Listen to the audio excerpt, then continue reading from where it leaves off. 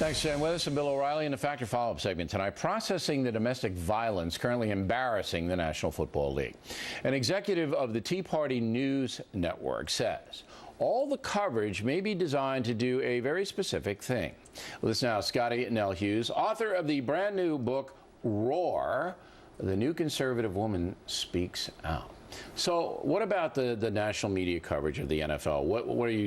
What are you getting at here? Okay, well, I'm seeing two separate things that could be happening. Number one, the only thing left that the progressives have not been able to sit there and get to be cowards to their PC standards is basically the NFL. We just saw it without the changing of the Washington Redskins name. We've seen it with the gay football player that was released just based on performance, and they are upset. They're upset at Roger Goodell for not kowtowing to him. So this is kind of retaliation, I think. This is why they're calling. It's why Gloria Allred's calling for his resignation. So I think that's number one. They want to sit there and do everything they can, and also there's a little bit of money involved in the NFL that they're kind of frothing over. They would love to have those dollars in their pockets instead of being spent with those advertisers. All right, so you're saying the progressive power structure isn't really big fans of the National Football League? I don't think they're actually have pom-poms for it, but I think there's a bigger picture. Go ahead. Number two, I think you're going to see, and we saw it a couple weeks ago with the State Department going after you and that woman. I think we saw it with Governor Walker. I think the sorority house of the Hillary Clintonites are getting ready to demonize all men. I thought they would do just the Republicans because they knew when you point out the truth, they wanted to be able to call you a chauvinist. They wanted to call you a pig. I thought they were just going to the Republicans. Now they're going to take a playbook that they used to do in the 2008 and the 2012 elections, and they're going to sit there and they're going to make us to be a very sexist, chauvinist society. Therefore, when you go into that voting booth, if you don't sit there and push that button for Hillary Clinton, you're a chauvinist as well. But she does need men to win. I mean, she needs men to vote for her, Hillary Clinton. She does. So I don't know if she can, if the progressive strategy can be alienating men.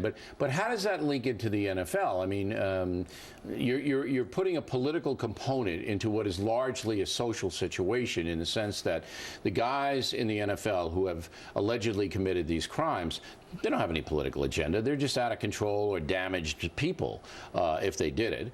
How are you making the political link? You know, the truth of it be told, listen, I never want to encourage violence to a spouse, to a child, to a pet. That is far from it. But why is this all coming out right now? I mean, because they committed the crimes recently. But it's been going on forever. I don't think anything that's happened in the NFL has stopped because of this coverage right now. Nothing has been stopped. And the truth is, in reality, we're opening up Pandora's box here because we're not letting the judicial system take its path. We're sitting there saying, no, we're going to go on and judge you based on it. And I think this just it depends what the evidence is. Look, with Ray Rice and you have a videotape, you can't have the guy back on the field. You just can't. It's outrageous. So if he didn't have the videotape, Goodell, the commissioner, thought he could get away with a 2-game suspension and bring him back. Once the tape came out and everybody saw the tape, Rice is finished. Now, with the other guys, we don't have a tape. But we have marks on the child's body. We have police reports that come out. And now people, they're heightened to it. And because there's been 4 or 5 of these in the last week or two, it looks like an epidemic. I don't think it's an epidemic.